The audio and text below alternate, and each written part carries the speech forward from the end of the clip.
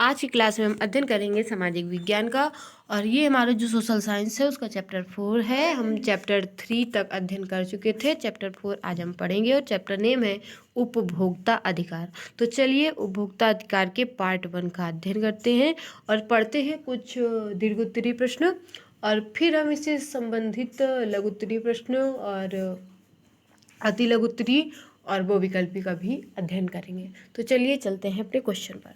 देखिए, उपभोक्ता अधिकार मीन्स क्या होता है। उपभोक्ता मीन जो सामान का उपभोग करता है, मतलब किसी चीज़ का उपभोग करता है। जैसे हम लोग खाना खाते हैं तो हमने उसका उपभोग किया, ठीक है, तो उसे ही उपभोक्ता अधिकार कहते हैं। ठीक है, मतलब हम लोग क्या खरीदते हैं, क्या चीज़ें ले रहे हैं, तो वही एक अधिकार होगा हमारा। ठीक है, तो ये चैप्टर ही उसी पर आधारित है कि उपभोक्ता अधिकार मतलब जो सामान खरीदने जाता है उसके क्या अधिकार होते हैं, उसके बारे में इस चैप्टर में पढ़ना है। तो हम क्वेश्चन के माध्यम से ही पढ़ेंगे। तो चलिए क्वेश्चन को देखते हैं और पढ़ते हैं। ये पहला क्वेश्चन जो हमारा है उसके बारे में पढ़ते हैं। तो पहला क्वेश्चन है, बाजार में नियमों तथा विनियमों की आवश्यकता क्यों पड़ती है और कुछ उदाहरणों के द्वारा समझाएं। ठीक है, तो हम बाजार के बारे में बात करेंगे। तो बाजार में नियमों और विनियमों की आवश्यकता क्यों पड़ी है उसके बारे में हम उदाहरण देना, उसी के बारे में बताना है। तो हम बात करें कि बाजार में इन आवश्यकताओं की हमें निम्नलिखित कारणों से जरूरत पड़ती है। क्यों जरूरत पड़ती है तो उसकी बात करेंगे, क्यों जरूरी है ये।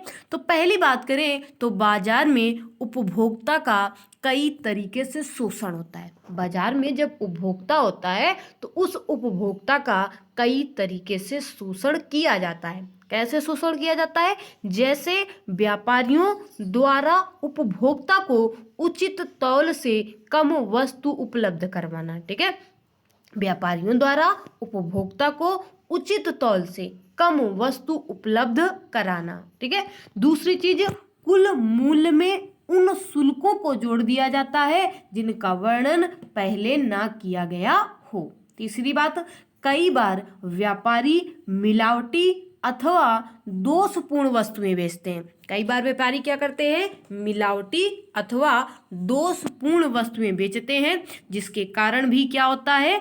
बाजार जो उपभोक्ता होता है बाजार में नियमों और विनियमों की आवश्यकता पड़ती है। दूसरी बात करें कि चौथा यहीं पे पॉइंट है कि जब उत्पादक शक्तिशाली होते हैं और उपभोक्ता जो होते हैं, जो खरीदते हैं, वो कम खरीदारी करते हैं तथा बिखरे होते हैं, तो बाजार उचित तरीके से काम नहीं करता। मतलब उत्पादन तो ज्यादा हो रहा है लेकिन खरीदने वालों की संख्या कम है। ठीक है, तो बाजार उचित तरीके से काम नहीं करता।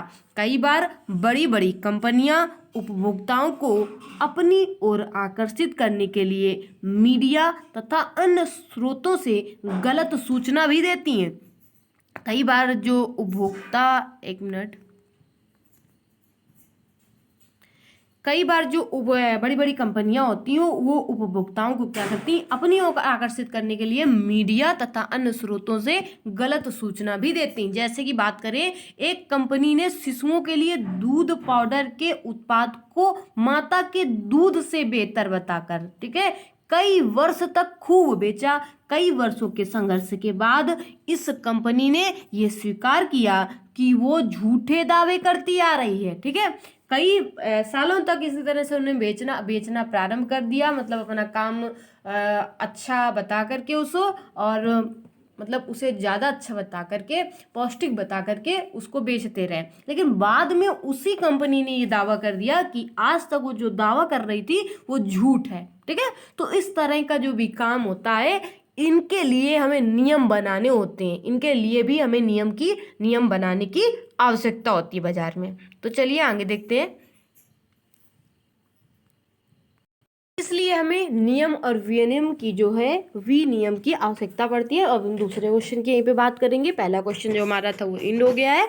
दूसरे क्वेश्चन में पूछा गया है कि भारत में उपभोक्ता आंदोलन की शुरुआत किन कारणों से हुई थी, इसके विकास के बारे में पता लगाएं। मतलब भारत में उपभोक्ता आंदोलन किस प्रकार से किया गया था और कहाँ से इसकी शुरुआत हुई थी, इसका विकास कहाँ हुआ था, उसके बारे में हमें बताना है। तो पहली बात कि भारत में अगर उपभोक्ता आंदोलन का जन्म की बात करें तो अनैतिक और अनुचित व्यावसायिक कार्यों से उपभोक्ताओं के हितों की रक्षा करने तथा प्रोत्साहित करने के लिए किया गया था। जो भारत में उपभोक्ता आंदोलन का प्रारंभ किया गया था, जन्म किया गया था, ये अनैतिक और अनुचित व्यावसायिक कार्यों से उपभोक्ताओं के हितों की रक्षा करने तथा उनको प्रोत्साहित करने के लिए हुआ था। दूसरी चीज अगर यहाँ पे बात करते हैं, दूसरी बात करें यहाँ पे, तो हमारे देश में 1960 के दशक में व्यवस्थित रूप से उपभोक्ता आंदोलन का उदय इस वजह से भी हुआ था कि यहाँ पर खाद्यान्न की कमी हुई थी और जमाखोरी, काला बाजारी, खाद्य पदार्थों एवं खाद्य तेल में मिलावट के कारण हुआ। ठीक है, हमारे देश में 1960 के दशक में व्यवस्थित रूप से उपभोक्ता आंदोलन का उदय, खाद्यान्न की कमी। तो 1960 में जब हमारे यहाँ कमी हुई थी खाद्यान्न की और किसकी, जमाखोरी चल रही थी, कालाबाजारी चल रही थी और खाद्य पदार्थों और खाद्य तेल के मिलावट के कारण ही यहाँ पे जो उपभोक्ता आंदोलन था वो स्टार्ट किया गया था। ठीक है, वहीं पर अगर बात करते हैं 1970 के दशक में, तो 1970 के दशक में उपभोक्ता संस्थाओं ने वृहत स्तर पर, मतलब बड़े स्तर पर, ठीक है, उपभोक्ता अधिकार से संबंधित आलेखों के लेखन तथा प्रदर्शनी लगाना शुरू किया। ठीक है, उन्होंने सड़क यात्री परिवहन में अत्यधिक भीड़ भाड़ तथा राशन दुकानों में होने वाले अनुचित कार्यों पर नजर रखने के लिए उपभोक्ता दल की स्थापना की थी। ठीक है, अगर बात करें उपभोक्ता दल की, तो हाल ही वर्षों में इन उपभोक्ता दलों की संख्या में काफी वृद्धि हो चुकी है। ठीक है, यहीं पे अगर हाल ही में बात करें तो आज इन उपभोक्ता दल जो ये बनाए गए हैं, इनकी संख्या में काफी बढ़ोतरी भी हो चुकी है। वहीं पे अगर हम दूसरे क्वेश्चन की बात करते हैं, तो दूसरे क्वेश्चन में हमसे पूछा गया है कि 2 उदाहरण हमें देने हैं, ऐसे उदाहरणों को देना है जिससे उपभोक्ता जागरूकता की जरूरत का वर्णन हो सके। ठीक है, तो हमें उपभोक्ता जागरूकता की जरूरत का वर्णन किस लिए, मतलब क्यों उपभोक्ता को जागरूक होना चाहिए, जागना चाहिए, मतलब उसे देखना चाहिए। जब भी कुछ चीजें या वस्तुएं खरीदे जाएं तो उसमें MRP चेक की जाए और ये चेक की जाए कि कहीं पे ये एक्सपायर तो नहीं है। ठीक है, और रेट जितने दिए जाएं ये भी देखा जाए, कितने रेट इसमें लिखे हुए हैं, कितना हमें देना है, क्या कितना % इसमें कम हो रहा है, ये सब की जांच उपभोक्ता को करनी चाहिए। इसलिए उपभोक्ता को जागरूक भी होना चाहिए और उसी का वर्णन आगे हमें करना है। तो चलिए चलते हैं अपने आंसर पर। देखिए, तो 2 उदाहरण सिर्फ हमें देने थे, तो हम पहला उदाहरण देखते हैं। तो उपभोक्ता जागरूकता अत्यंत आवश्यक है। जो उपभोक्ता जागरूकता है वो अत्यंत ही आवश्यक है। क्यों आवश्यक है? इसलिए आवश्यक है कि व्यापारी उपभोक्ताओं का शोषण ना कर सके। जो व्यापारी वर्ग है वो उपभोक्ताओं का शोषण ना कर सके। सबसे पहली बात, इसलिए उपभोक्ता जागरूकता की आवश्यकता है। दूसरी चीज कि जागरूक उपभोक्ता संरक्षण कार्यक्रमों तथा उपभोक्ता अदालतों का लाभ उठा सकते हैं। ठीक है, जागरूक उपभोक्ता संरक्षण कार्यक्रमों तथा उपभोक्ता अदालतों का लाभ भी क्या कर सकते हैं, उठा सकते। तो उपभोक्ता जागरूकता के हमने 2 कारण पढ़े। अगले क्वेश्चन पे हम चर्चा करेंगे कि कुछ ऐसे कारकों की हमें चर्चा करनी है जिससे उपभोक्ताओं का शोषण होता है, मतलब किस प्रकार से जो उपभोक्ताओं का शोषण किया जाता है। तो देखिए उनकी भी बात कर लेते हैं। तो किस प्रकार से जब हम सामान खरीदने जाते हैं तो हम लोगों का शोषण होता है, मतलब उपभोक्ताओं का जो सामान खरीदने जाते हैं उनका शोषण किया जाता है। तो पहली बात देखिए, व्यापारियों तथा उपभोक्ताओं के शोषण के लिए निम्नलिखित तरीकों को अपनाया जाता है। सबसे जो पहला तरीका है वो कम तौल कर, जब भी हम सामान लेने जाते हैं तो वहां पे थोड़ा सा जो वेट होता है वहां पे लॉस होता है, मतलब कम तौला जाता है। तो देखिए यह उपभोक्ताओं के शोषण का एक अति सामान्य तरीका है जिससे व्यापारी उपभोक्ता को उचित तौल से कम वस्तु उपलब्ध कराता है। तो इस प्रकार से उपभोक्ताओं को कम तौल कर शोषण किया जाता है। दूसरी चीज कम माप, ठीक है। मापी जाने वाली अगर वस्तुएं, जैसे दूध की बात कर ले तो मापी जाने वाली वस्तुओं में कम माप देकर व्यापारियों द्वारा उपभोक्ताओं का शोषण किया जाता है। जैसे डेयरी में दूध नापा जाता है तो वहां पे कम मापा करते हैं, ठीक है। तो इस तरह से ये उपभोक्ताओं का क्या करते हैं, मतलब डेयरी में क्या करते हैं, कम माप, मतलब ज्यादा माप ले लें या कम माप, जैसे देना हुआ तो कम मापते हैं वहां पे। तो इस तरह से भी उपभोक्ताओं का शोषण किया जाता है। तीसरी चीज अधिक कीमत, ठीक है। कीमत वहां पे निर्धारित मूल्य से भी ज्यादा लगाई जाती है, ठीक है। निर्धारित अगर वो 25 की चीज है तो हमें दे रहे हैं 30 में, ठीक है। इस तरह से निर्धारित मूल्य से ज्यादा कीमत, निर्धारित मूल्य से अधिक मूल्य वसूल करना व्यापारियों की एक प्रचलित प्रवृत्ति है। उपभोक्ता भी उचित मूल्य की जानकारी के अभाव में व्यवसायियों द्वारा क्या कर लिए जाते हैं, ठग लिए जाते हैं। तो तीसरा कारण ये हुआ हमारा। अगर चौथे बात की बात करें तो घटिया सामान, बहुत लोग क्या करते हैं, सस्ती चीजें ले आते हैं और महंगे दामों में उसको बेच लेते हैं, मतलब महंगी चीजों के हिसाब से उसको बेचते हैं, अच्छी क्वालिटी वाली चीजों के साथ मिलाकर उसको बेच लेते हैं। तो देखिए घटिया सामान की बात कर लेते हैं। घटिया सामान की बात करें तो उपभोक्ताओं को मानक स्तर से निम्न स्तर की सामग्री बेचा जाना ही शोषण का एक तरीका है। मतलब मानक स्तर से निम्न स्तर की सामग्री बेचे जाना, ठीक है, ही क्या कहलाता है, शोषण कहलाता है। घटिया सामान तरीका बोला जाता है। मतलब घटिया सामान बेचा जा रहा है, किसके सामान, उसको उसी दाम में बेचा जा रहा है, बढ़िया सामान के दाम में ही बेचा जा रहा है, और लेकिन होता कैसा है, वो घटिया सामान, ठीक है। तो इस तरह से भी जो उपभोक्ताओं का है वो शोषण किया जाता है। अगले यहीं पे पॉइंट की अगर बात, अगला पॉइंट है हमारा नकली माल। अब नकली माल की बात करें तो असली पुर्जों के स्थान पर नकली पुर्जों और माल का बेचा जाना भी शोषण का एक सामान्य तरीका है। असली पुर्जों के स्थान पर नकली पुर्जों और माल का बेचा जाना भी शोषण का एक सामान्य तरीका है। दूसरी अगर बात करें तो मिलावटी व अशुद्ध माल, अनुचित लाभ के लिए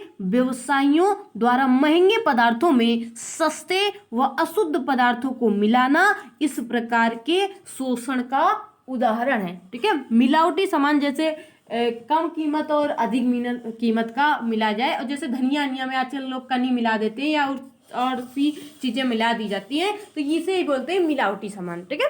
मिलावटी सामान बेचना, नकली सामान बेचना, ये सभी के द्वारा उपभोक्ताओं का क्या होता है, शोषण होता है।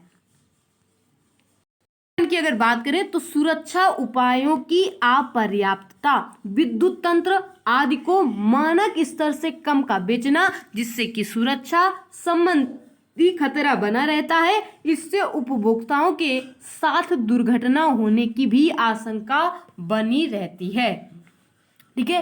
जो विद्युत तंत्र होता है, खराब विद्युत तंत्र होता है, ठीक है, उसे मानक स्तर से कम के बेच तो देते हैं, लेकिन उससे क्या होती है, सुरक्षा संबंधी खतरा भी बना रहता है। इस प्रकार से जो उपभोक्ताओं के साथ दुर्घटना होने की भी आशंका बनी रहती है। तो ऐसे सामानों को भी हमें नहीं बेचना चाहिए, ठीक है। तो इस तरह से भी लोग उपभोक्ताओं का क्या करते हैं, उनको उपभोक्ताओं को समस्या पैदा होती है, ठीक है। अगले अगर पॉइंट की बात करें तो है कृत्रिम अभाव। कृत्रिम अभाव की बात करें तो व्यापारियों द्वारा जमाखोरी, कालाबाजारी आदि के माध्यम से कई बार आवश्यक वस्तुओं का कृत्रिम अभाव पैदा कर दिया जाता है, जिससे वे उन वस्तुओं को ऊंची कीमत पर बेच सके। ये उपभोक्ता शोषण का एक बहुत ही प्रचलित लेकिन निंदनीय स्वरूप है। अगले अगर वहीं पे पॉइंट की बात करें तो अपूर्ण या मिथ्या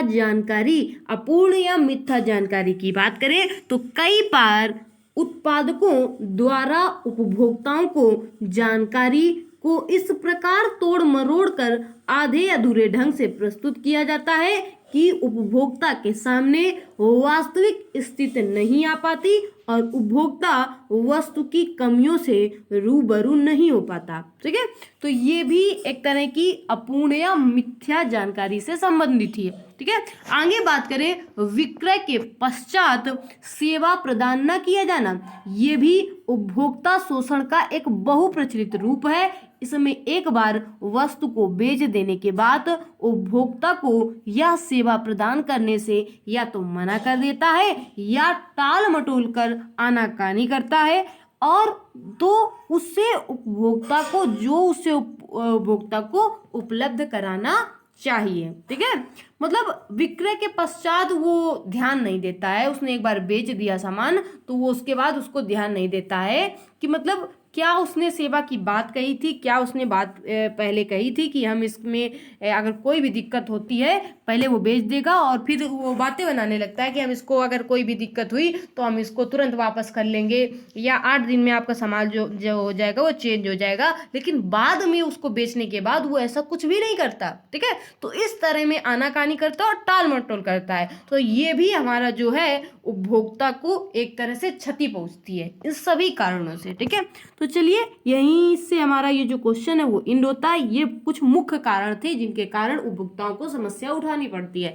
आगे हम अगले क्वेश्चन की बात करते हैं। अगले क्वेश्चन नंबर 5 है हमारा। क्वेश्चन नंबर 5 पे हमसे पूछा गया है कि उपभोक्ता सुरक्षा अधिनियम 1986 के निर्माण की जरूरत क्यों पड़ी। ठीक है, तो देखिए ये जो उपभोक्ता सुरक्षा अधिनियम बनाया गया था ये 1986 में तो बनाया तो गया था, लेकिन इसकी जरूरत क्यों पड़ी, आखिरकार ये नियम क्यों बनाया गया। ठीक है, उन पॉइंटों के बारे में हम पहले पढ़ चुके हैं कि मतलब बाजार में उपभोक्ताओं का शोषण किया जाता है, इस वजह से ये कानून बनाया गया। चलिए बात कर लेते हैं उसी के बारे में कि क्यों जरूरत पड़ी। तो पहली जरूरत अभी हम पीछे पढ़ भी चुके हैं, विक्रेताओं के कई अनुचित व्यवसायों में शामिल होने के कारण उपभोक्ताओं में असंतोष फैल गया। ठीक है, इस कारण भी उपभोक्ता अधिकार जो नियम स्टार्ट कर दिया गया 1986 में लागू कर दिया गया। दूसरी चीज, बाजार में उपभोक्ता को शोषण से बचाने के लिए कोई कानूनी व्यवस्था उपलब्ध नहीं थी, जिसके कारण भी ये नियम लगाना पड़ा। दूसरी चीज बात करें 1960 के दशक में भारत में उपभोक्ता आंदोलन का उदय तो हुआ था और अपने प्रयासों से यह आंदोलन उपभोक्ता हितों के खिलाफ और अनुचित व्यवसाय शैली में सुधार के लिए व्यापारिक कंपनियों व सरकार दोनों पर दबाव डालने में सफल भी हुआ, लेकिन उसके परिणाम स्वरूप भारत सरकार ने 1986 में उपभोक्ता सुरक्षा अधिनियम बनाया। मतलब इन सब चीज़ों को देखते हुए जो भारत सरकार ने सोचा कि हमें उपभोक्ता सुरक्षा अधिनियम बनाना चाहिए, इसी वजह से उसने जो है 1986 ईस्वी में उपभोक्ता सुरक्षा अधिनियम को बनाया। चलिए आगे बात करते हैं। अगले क्वेश्चन की अगर बात करें तो अगला क्वेश्चन 6 नंबर है हमारा। इसमें पूछा गया है अपने क्षेत्र के बाजार में जाने पर उपभोक्ता के रूप में अपने कुछ कर्तव्यों को वर्णन करें। मतलब हम अपने क्षेत्र में अगर बाजार में जाते हैं और सामान खरीदते हैं तो हमें कुछ कर्तव्य, हमारे कौन से ऐसे कर्तव्य हैं जिनको हमें पालन करना चाहिए, उन्हीं का हमें वर्णन करना है। तो चलिए बात करते हैं अधिकारों की, कर्तव्यों की। तो चलिए बात करते हैं क्वेश्चन में अगर अधिकार और कर्तव्य की बात करें तो अधिकार और कर्तव्य दोनों एक ही सिक्के के दो पहलू हैं। ठीक है, कैसे दो पहलू होते हैं उनकी बात करते हैं। अधिकारों को ग्रहण करते समय यह दायित्व तो अपने आप हो जाता है कि कर्तव्यों का पालन भी किया जाए। उपभोक्ता को जहां अधिकार मिले हुए हैं वही उनके कुछ दायित्व भी हैं जो निम्नलिखित हैं। नंबर 1, किसी भी वस्तु को क्रय करते समय उपभोक्ताओं को सामान की गुणवत्ता का ख्याल रखना चाहिए। दूसरी चीज, वस्तु को क्रय करते समय उपभोक्ताओं को गारंटी कार्ड अवश्य लेना चाहिए। तीसरी अगर पॉइंट की बात करें तो तीसरा पॉइंट है कि उपभोक्ता उन्हीं वस्तुओं को क्रय करे जिन पर ISI और एगमार्क जैसे मानक चिन्ह दिए हों। ठीक है, अगली बात करें तो उपभोक्ता सामान या सेवा को खरीदते समय उसकी रसीद अवश्य प्राप्त कर ले। अगले पॉइंट की यहीं पे बात करें तो उपभोक्ता किसी वस्तु या सेवा में आने वाली समस्या के लिए शिकायत अवश्य दर्ज कराए, चाहे वो समस्या छोटी हो या बड़ी हो। ठीक है, उपभोक्ता को अगर समस्या कहीं पर आ रही है तो उसे शिकायत जरूर दर्ज करवानी चाहिए, चाहे वो समस्या छोटी हो और चाहे क्या हो, बड़ी हो। तो ये उपभोक्ता के अधिकार के बारे में। ठीक है, चलिए आगे अगले क्वेश्चन की बात करते हैं।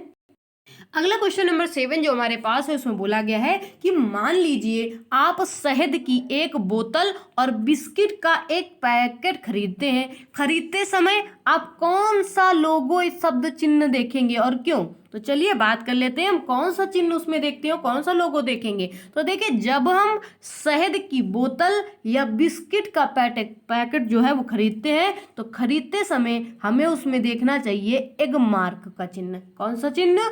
एग मार्क का चिन्ह। ठीक है, क्योंकि कृषि उत्पादों और खाद्य पदार्थों की गुणवत्ता मानकीकरण के आधार पर जो उत्पाद मानकों को पूरा करते हैं उन्हें कौन सा चिन्ह दिया जाता है? एग मार्क का चिन्ह दिया जाता है। ठीक है, तो ये हमें चिन्ह अवश्य देखना चाहिए। आगे बात करते हैं अगले क्वेश्चन की।